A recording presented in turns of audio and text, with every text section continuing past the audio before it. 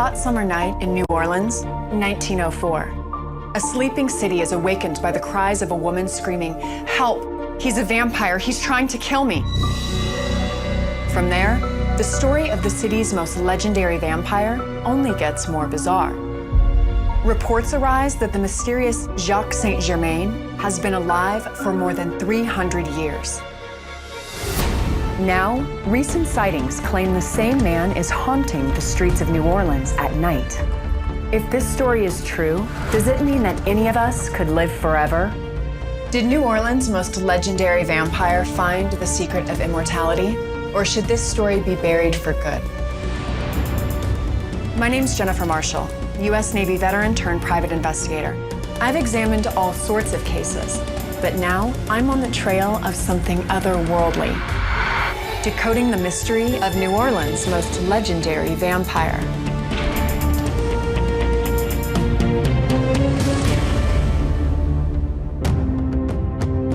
Few legendary creatures have the mysterious appeal of the vampire. And that may be one reason why more than 5,000 Americans self-identify as vampires. According to tradition, vampires consume blood to live forever. Now, recent sightings of an alleged 300-year-old vampire named Jacques Saint-Germain have surfaced in New Orleans, reigniting claims that consuming blood is the key. Is it possible that one person could live for centuries and is walking the streets of New Orleans today?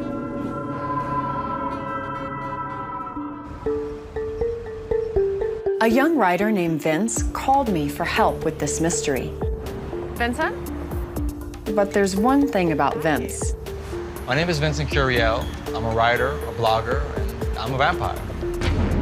When I discovered the vampire world, I found a place where I belonged. I'm one of the youngest, and with my blog, one of the loudest voices in the community right now. I want to get to the bottom of this Jacques Saint-Germain myth. I want to know if this legendary New Orleans vampire really did crack the code to immortality. I have to admit that I have never met a vampire before. Well, it's not exactly what everybody thinks it is. Probably expecting things like this. Dracula. I am Dracula. These celluloid abstractions, this is not what we are. We don't turn into bats. We don't turn into mist. You know, only the crazy ones sleep in coffins. It's a way of looking at life through a different lens, a more primal lens. It's living life without fear. So Vince is a bit of a trip, wears all black and a set of fangs, but he also seems very earnest. When you have the fangs on, you just feel different. It's a more primal aspect that comes out of you. So how can I help you? I want to find New Orleans' most famous vampire, Jacques Saint-Germain. The story that I'm told is that he somehow found a way to achieve immortality using human blood. I've never seen anything scientifically that would lead me to believe that. They're running medical tests in mice, transplanting blood from younger mice to older mice, and the older mice are becoming healthier. They just discovered a species of jellyfish that doesn't appear to age. So maybe immortality as an idea, as a concept, really isn't that far off. Do you think that he is still alive? Do you think he's here in New Orleans? In a city like this, anything is possible. I've even heard locals here in New Orleans that claim to have seen him face to face. Recent accounts, not older people. Absolutely. This is why I need your help with this. Do I believe it's possible that Jacques Saint-Germain cracked the code to aging and that he's possibly still alive? I don't think so, but there's been so many accounts of him being seen that we have to look into it, if not to just disprove it. And apparently there is a speakeasy here in New Orleans that is just for vampires. So we're gonna go there and I'm gonna meet some vampires in person. Vince says a key figure in the community here may be able to help us. I've seen my share of supposedly secret places, but nothing quite like this. This place is incredible. Yeah, it is. We're here to meet a man named Cedric. He's a paranormal investigator. He's also very well known within the vampire subculture here. How are you? Good. So this is Jen. She wanted to ask you some questions about the vampire community. Cedric's not an If anyone can help us track down Saint-Germain, it's Cedric.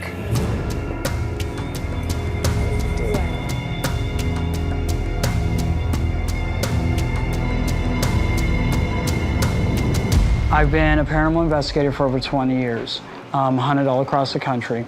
And here in the city of New Orleans, the vampire stories and legends you're gonna hear in the city are gonna sound fantastical, they're gonna sound weird. But every story has a kernel of truth in it somewhere. I'm gonna ask what's probably on everybody's minds. Do you guys drink blood? Is that a sort of thing that vampires do? That is actually a very small portion of the vampire subculture in the vampire world, because it can be so dangerous. So what you have is vampires that we feed off energy, and it's not obtrusive. It happens more at things like sporting events, being in the French Quarter. You're feeding off of that excess energy that every living thing puts off. But I think we all know the person that we have in our lives who feeds off that negative energy. We refer to them as emotional vampires. Emotional vampires. Is that a thing as well? That is very much a thing. There is an ethics to how we feed, to what we do. What would you say are some of the biggest misconceptions that lay people have about your community? That the sun kills us. That didn't come about till 1922, thanks to Hollywood. The sun kills me, but it's because I'm a redhead. Exactly. So what do you know about Jacques Saint-Germain? Well, Rose, I was actually gonna ask you that to sort of run me through the things. I'm familiar with aspects of the story, but I can take you to the house where the attack happened. Do you know anything about Jacques Saint-Germain? Jacques Saint-Germain. We know this gentleman was here. We know that he threw the most lavish parties. People talked about it. He had the finest food. He had the finest wines. And then the incident happened the night with the young lady who jumped off of the second floor yelling, "He's a vampire, he's a vampire, he's trying to kill me." And then Jacques disappears. I'm struck by how well known this story is within New Orleans and within the lore of the city. The good thing about Cedric is he understands New Orleans. He lives here. He has connections. He can access other parts of New Orleans that I cannot as an outsider. So I'm hoping that his expertise will help us find some answers. I have some leads here in the city of some individuals who believe that they ran into Jacques Saint-Germain. Are we dealing with a vampiric entity? Are we dealing with an alchemist that was able to find the elixir of life and who has figured out a way to live forever? So I met this woman named Rose. She says that she can take us to one of the houses where the Jacques Saint-Germain incident actually happened. Well, Cedric said that he actually knows a guy who thinks that he saw Jacques Saint-Germain himself just a few years ago. If we could speak to a witness, that could really point us in the right direction.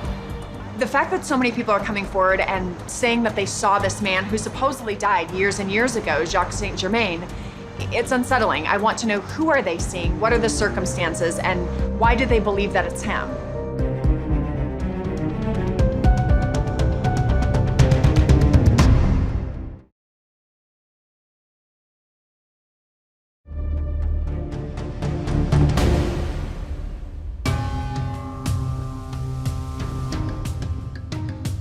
So I met this woman named Rose. Self-proclaimed vampire Vincent Curiel is seeking to confirm recent sightings of a man reported to be a 300-year-old vampire.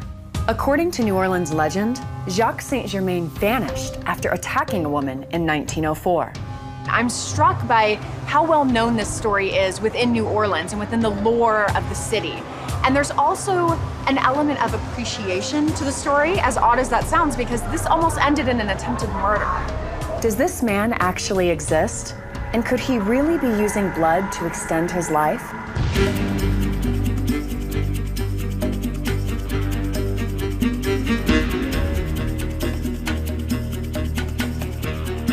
That's it.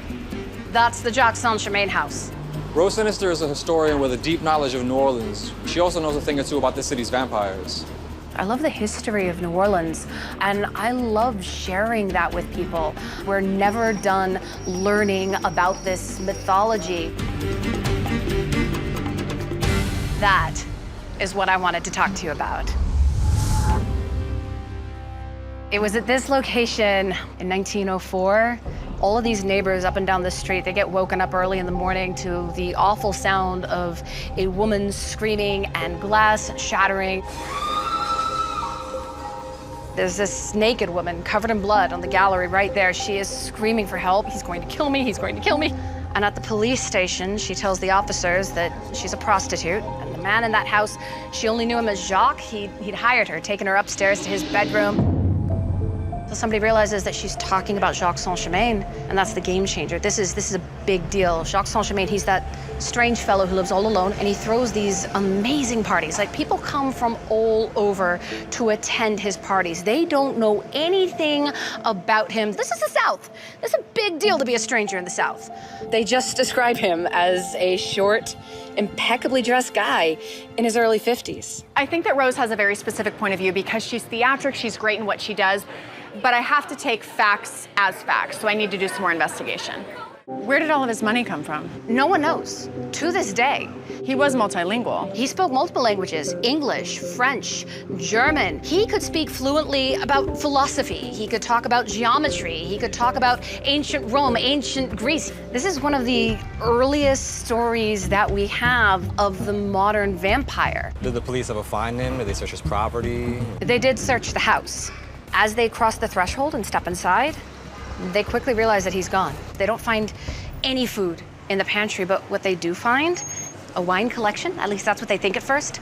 The officers, they start packing up these bottles of wine, and then one of them gets knocked over. Whatever it is that starts to ooze, it has a sludgy, congealed, almost granular viscosity to it.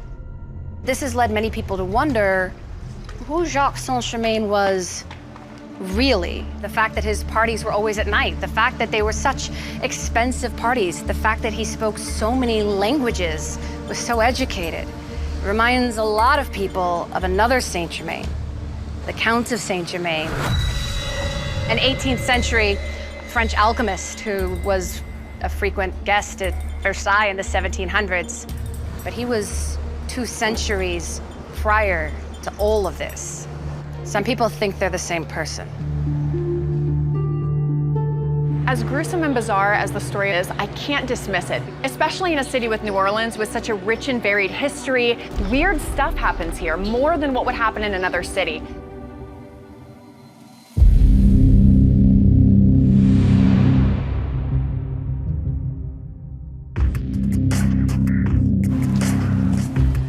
What are your thoughts on Cedric and the people he hangs out with? Credible people? Absolutely. I think he's the best at what he does. Cedric has located a person who claims to have seen Jacques Saint-Germain recently. Maybe we can get some information that will lead us directly to the man himself, if he exists. How are you guys doing today? Good, how are you? Well, I was able to make contact with Lom, and he's willing to talk to you. Hey, Lom. This is Jen. This is the lady I was talking about, the investigator. Hi. Thank you for agreeing to talk to me. I know that what you have to say is probably something you don't tell everybody. Well, it's certainly extraordinary. Loam started here in the city as basically what we affectionately call gutter punks. They're trained kids. They ride the rails. And some of the gutter punks had reported seeing a gentleman that wasn't quite right. He was very, very educated, but he didn't have a problem hanging out with these trained kids. So when you met this gentleman that you later thought was Jacques Saint-Germain, what were the circumstances surrounding that? I was hanging out with a bunch of other traveler kids. I was like a teenager. This was probably about 2004. The cool thing about the French Quarter is that you can kind of just hang out and the world comes to you. He just kind of like floated around. I know I saw him a few times in Jackson Square, again, like hanging out with travelers, and he never sat. That was like the weird thing, is he always just kind of stood there and hovered. What were his physical characteristics? Older, like late 40s, early 50s tops, but he like had the air of someone who was like in their 80s or 90s, just that sort of like, I've seen it all, done it all kind of feel. Really? That's interesting. He was a short man, dressed to the nines. Sometimes he wore a trench coat. You know, he had a really nice tie chain and everything. Even your typical gentleman nowadays does not dress that well. Was he pale, tanned, olive skin? Very pale. He seemed like he just didn't go out in the sun very often. Some of his stories always struck me as being like antiquated. Specifically, I remember like him talking about like having lived in Egypt. But a long time ago, before airplanes. Traveling in a caravan or riding a camel, not the kind of thing you would hear about in modern times. He would come and hang out and try to invite certain girls back to his place. Like a predatory sort of. Very much so, very predatory. He was like a really well-to-do creep. My entire take on it was that he was just really lonely. Loam's story was certainly interesting, and I have to agree with him that an older man who's seemingly very well educated, has a lot of money, is hanging out with a bunch of street kids. It's very suspicious behavior. Very much struck me as someone who was like maybe trying to pay for sex, like that same vibe. And did any of them come to you later and say, this is what happened, he tried this, any? There was a girl who actually went home with him. They'd been like drinking wine together, and he just got really creepy. She got uncomfortable and just kind of left. I'm assuming that in 2005, you didn't realize right away that this was the person that you believed you saw. How long did it take? No clue. I was actually speaking to my friend about it. We started talking about it, and he's like, well, that fits the description of this guy, Jacques Saint Germain. And so I did some of my own research online and looked up a few things, and I was like, well, it's like awfully uncanny that he just like fit the description, his behavior, like everything was consistent. Loam said the man he saw would speak about Egypt as if he lived there hundreds of years ago. It's all very weird. Do you not believe him, his story? I don't know, and it's been 15 years. That's a long time for a memory to linger. I know this all seems fantastical to Jen, but I think there's something more here.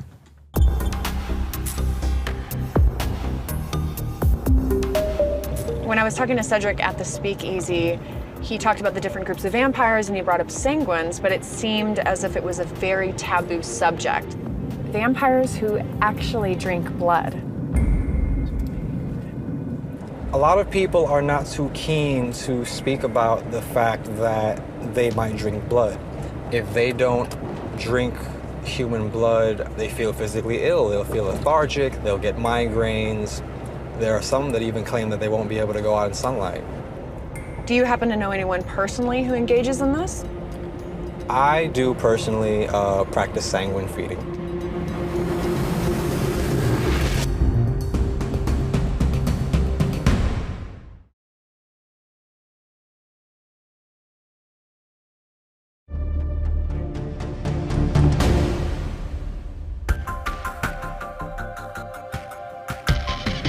Vampires who actually drink blood.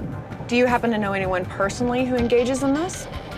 I do personally practice sanguine feeding. For me, it's a highly sacred and ritualized practice. It's not blooding myself. It's usually a very small amount, and it's between me and a person who I have a very close and personal bond with. Do you have safety concerns when you engage in that practice? Oh, absolutely. Just coming off the heels of the HIV generation, there are huge risks of taking part in this practice. Every person who participates in sanguine feeding always has to get their donor rigorously tested for any bloodborne pathogens.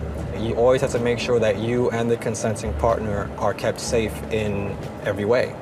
So you think that it's more common now than it was in the past, or less common? I think it's less common now because most people prefer to avoid it and would rather just feed through metaphysical means.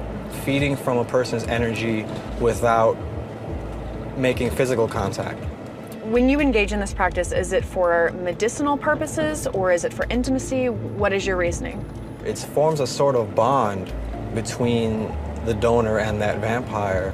We're feeding off of the energy, the vital life force that the person produces. And many of us feel that the best and most direct way to do that is to draw and consume the blood of that person. Is it safe to say nobody wants to feed on 85-year-old Aunt Marge? Usually, yeah. Loam's claim that the man he saw seemed to come from an earlier time is intriguing. We need to learn more about the Count Saint Germain from the 1700s. And I have a lead that could help us. Hi, how are you? Hi. We are looking for Marita. Oh, let me go get her. Sure. You in the market for some shrunken heads?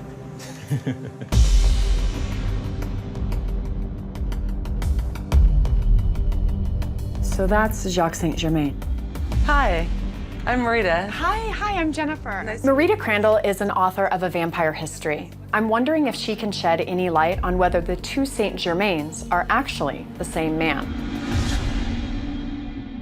So during the course of your research and everything that you found, do you believe that the French Saint-Germain and the New Orleans Saint-Germain could be the same person? I mean, it would be really amazing if he was, and I sure would like him to be. It's possible. There really is this amazing person going through the centuries as Saint-Germain. What are some of the things that you know about the Count? Count Saint-Germain was an actual person, definitely. There are letters and reports from famous people that have mentioned him in history. In the 1700s?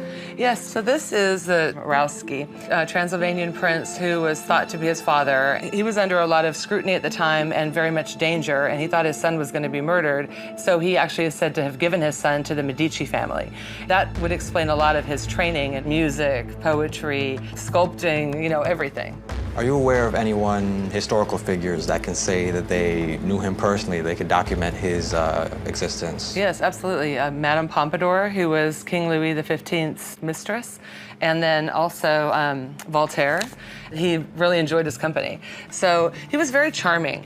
Now, what were some of the reasons that people thought that the Count was hundreds of years old? What were the reasons behind the purported extreme longevity?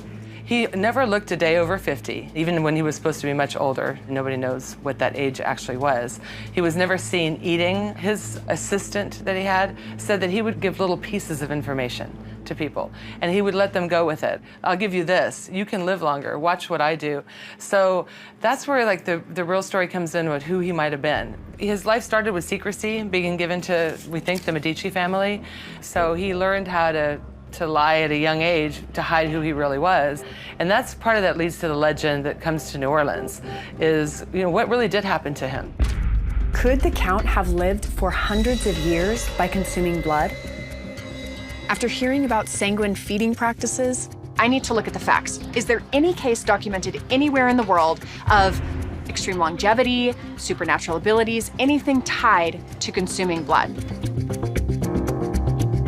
So I tracked down a phlebotomist, a medical professional trained to draw blood for transfusions and clinical tests. Jennifer Kosh has participated in several blood studies, and I'm hoping she can reveal if there are any medicinal benefits to the consumption of blood. We've been investigating a figure named Count Saint-Germain. Now, he is a legendary vampire.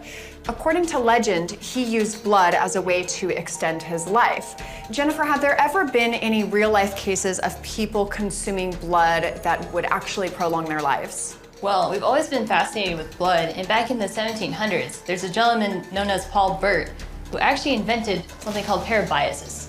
He basically took two rats, a younger rat and an older rat. He sliced them and sewed them together. The blood from the younger rat actually ended up having benefits to the older. So the older had better cognitive function, was able to go through a maze faster. However, the younger mouse ended up slowing down and wasn't able to maneuver through a maze.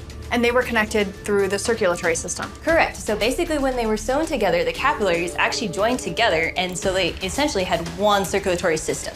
And the benefits were still there when he separated them? And the benefits were still there. Correct. Wow. So nowadays, we're using something called platelet-rich plasma.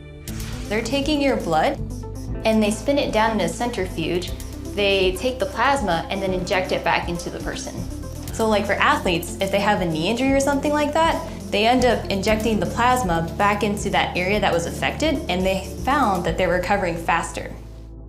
But do any of these processes actually lead to longevity?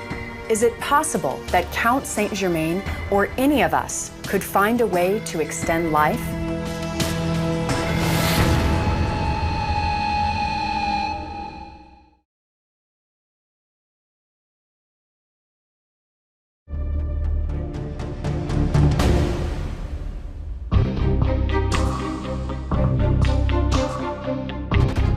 Is it possible that alleged vampire Jacques Saint-Germain found a way to extend his life?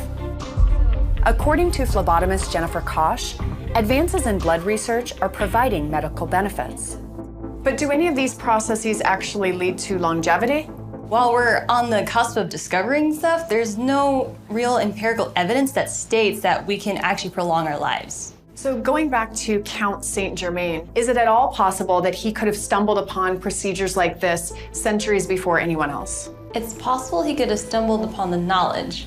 However, because of the time period he was in, the science and the technology was not there. If he somehow managed to do that, There's no way for him to bring that plasma and introduce it back into his system.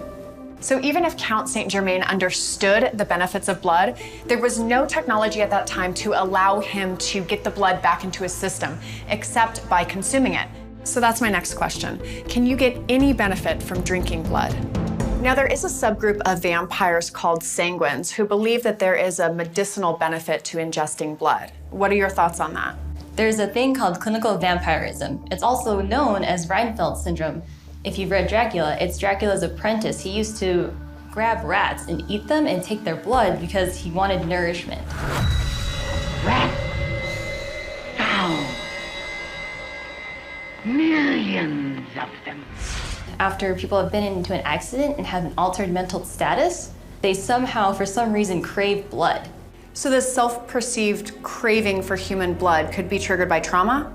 It could be triggered by trauma, or it's just a placebo for some reason. People enjoy it, which I still don't understand. The body is not meant to ingest blood. You could lead to an iron overdose, which is known as hematomacrosis, and that's really bad for you. It could lead to fatal heart attacks, anaphylactic shock, so I would highly recommend not doing any of that.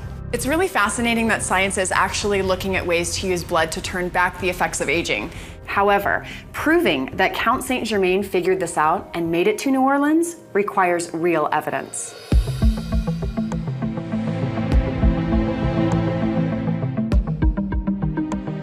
I ran by the local library and I managed to collect some documents that I feel might lead us in the right direction. I'm hoping that these documents that I've collected can prove that Jacques Saint-Germain may very well have existed.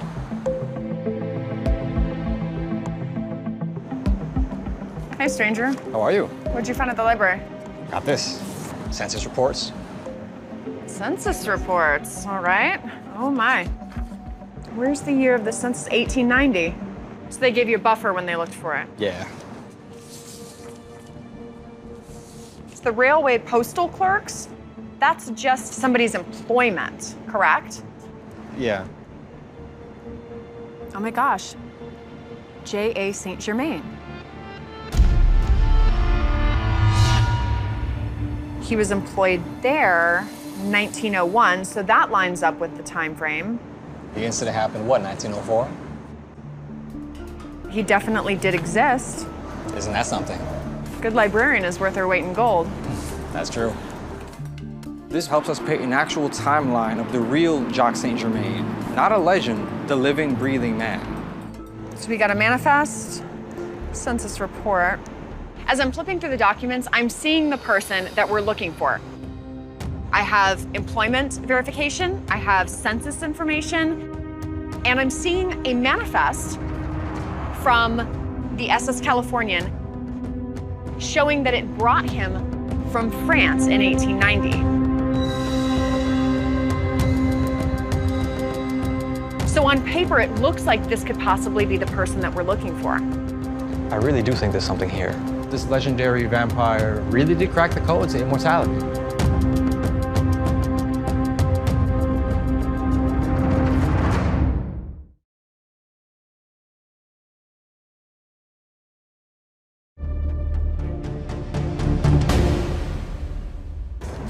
One of the documents says he was an engineer, the passenger manifest, and then if you look at the Railway Mail Service employment record, you know, I look at this employment record from the railway, and even if he was an engineer, this just doesn't seem like a job that a socialite would have.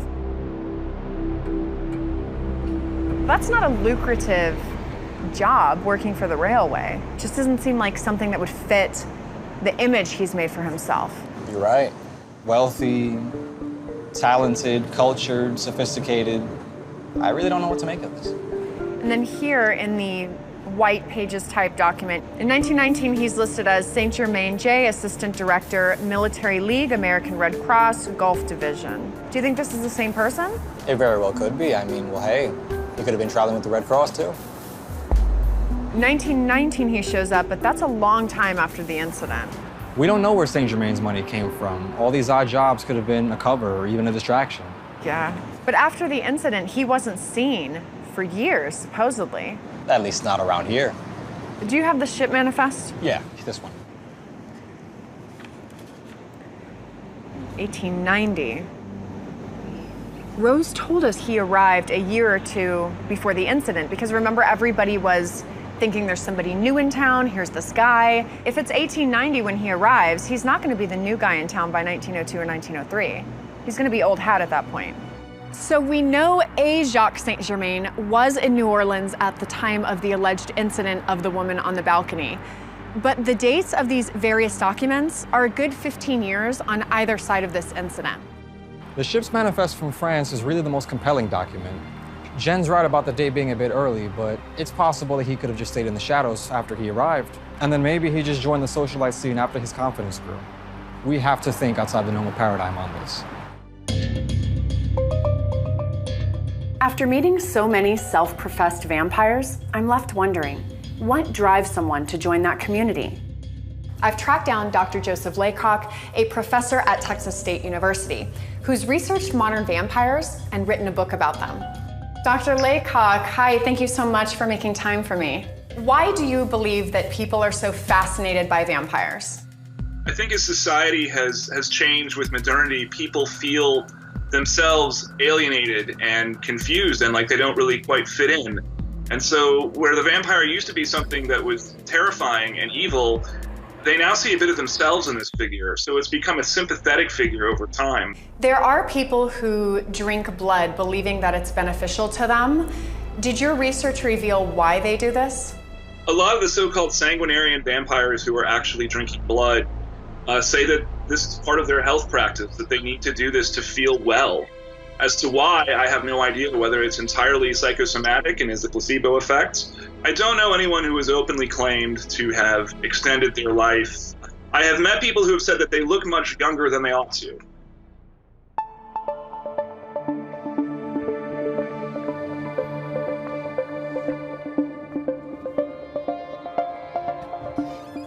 I'm in the French Quarter, and I'm about to meet with somebody who claims that they've met Jacques Saint Germain recently. Balthazar. Hey, Vince. How you Great to doing? finally meet you. Good to finally meet you. Most people call me Czar. I'm the resident sanguinary vampire. There are more than 275 years of stories about various vampiric acts going on in the city of New Orleans. And New Orleans is only 300 years old. I understand that you had a run-in with Jacques Saint Germain. You can call it a run-in. It was an incredibly foggy night, just after thunderstorms. Walking up through the quarter to go to my car, I happened to notice this gentleman leaning on a light pole. Dude's wearing a hat, trench coat, kind of short, 5'4", 5'5". As I got up to him, he asked me for a light. I stopped and gave him a light. Took a couple of hits off his cigarette, said it's a nice night for Jack.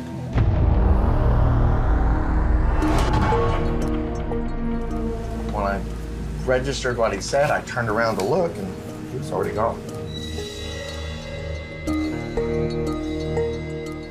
What does that mean exactly? Jacques Saint Germain threw parties during inclement weather. I have a theory that Jacques was actually Count Saint Germain. So you believe they're the same person? Yeah. Live as long as somebody like the Count Saint Germain did. I actually believe that as well.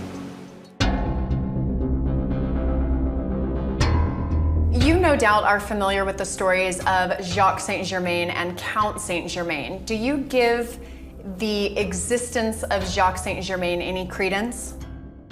I think Jacques Saint Germain is currently in the status of an urban legend. By that, I mean there is documentation for the story that should exist. We haven't found it yet. Is there any actual proof that vampires may have existed at one point in time?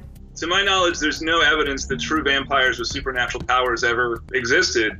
And we should bear in mind, historians are not trained to study the supernatural, so we don't know exactly what evidence we would even be looking for. There is certainly evidence, though, that ancient people feared the idea that the dead could return and attack the living. And so there is plenty of archaeological evidence of desecrated corpses to keep vampires at bay. So Dr. Laycock, if vampires are indeed a myth, where did it spring from? The origins of this legend are not known, but they're quite possibly very ancient. Vampires draw together a folklore from Greece, from Eastern Europe, from Russia, from Turkey, and all these different sort of nocturnal creatures and blood drinkers contribute to what modern people call the vampire.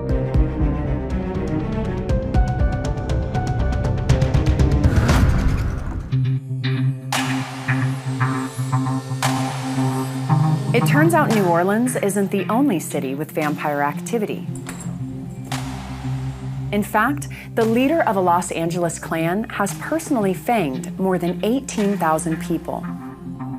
I'm at a private vampire gathering to find the godfather of the modern vampire movement, Father Sebastian. Happy solstice!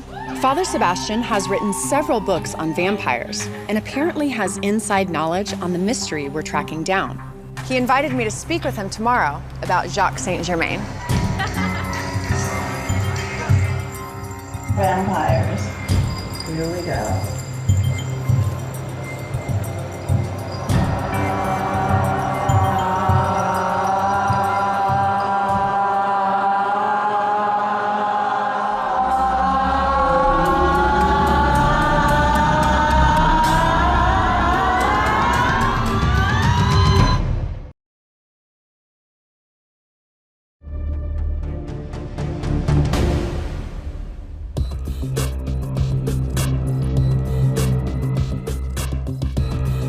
Father Sebastian, the master fangsmith of the saber-toothed vampire clan, has offered to share his secrets of Jacques Saint-Germain. It's a pleasure to meet you.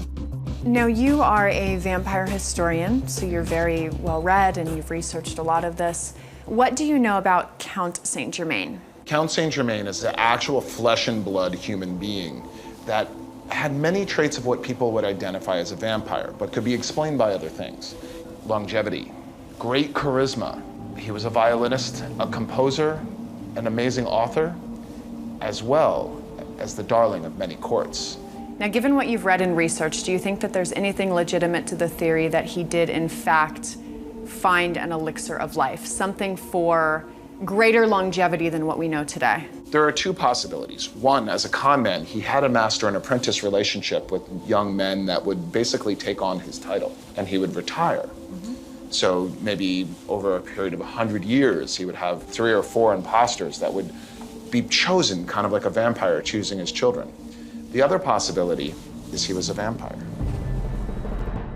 The rumors of his longevity have led some people to believe that he lived on into the 20th century in New Orleans under a different name, Jacques Saint-Germain. My theory is that there was a man who found the diary or found the legend of Count Saint-Germain, went to New Orleans under an assumed identity, and maybe had a little bit of a blood fetish and a little bit of money to be able to throw around to impress the socialite community. I'm having a hard time believing that the man we know as Jacques Saint-Germain, as told by the tour guides, that people talk about in the French Quarter, that this man actually existed. I think what's most important is to look at the legend. The legend does exist. Do we know if he existed or not? I don't think it matters.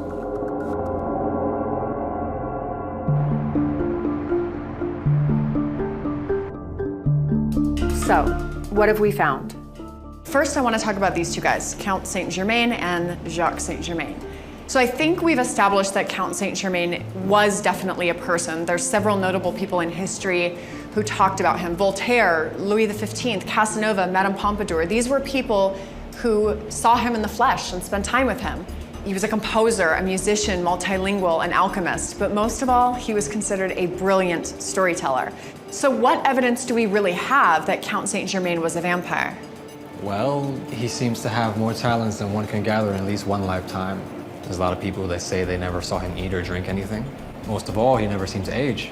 I think the talents and education can be brought back to the fact that he was raised in the Medici family. His education was top-notch. As far as never aging, I have to think it's just because he took really good care of himself. I mean, you know people, I know people, they don't go out in the sun, they hydrate constantly, they watch what they eat, they exercise. Right. You can delay the natural aging process doing things like that. So it's hard to find proof that he was a vampire.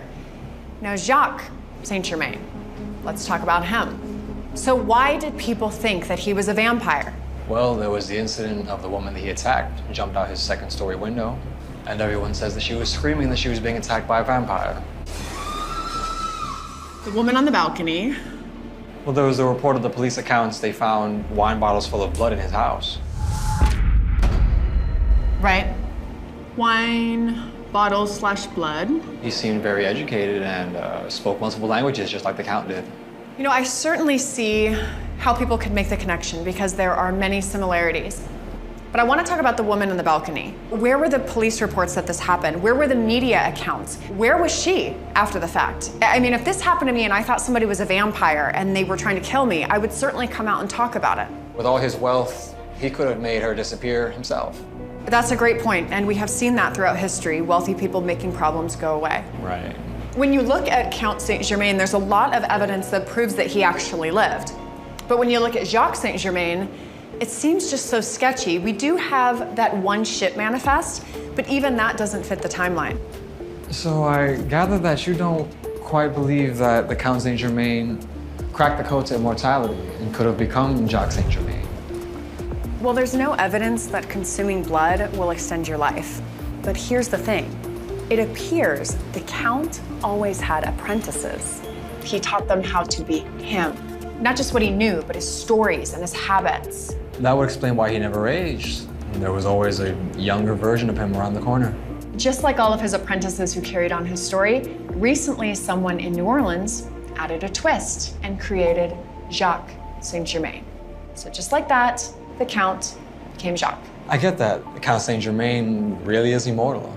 And Vince, no matter what you or I do, no matter how many hoaxes we uncover or how many witnesses we talk to that have absolutely nothing to back it up, it won't matter because a legend has been created. The legendary vampire of New Orleans, the real elixir of life. It's just a great story.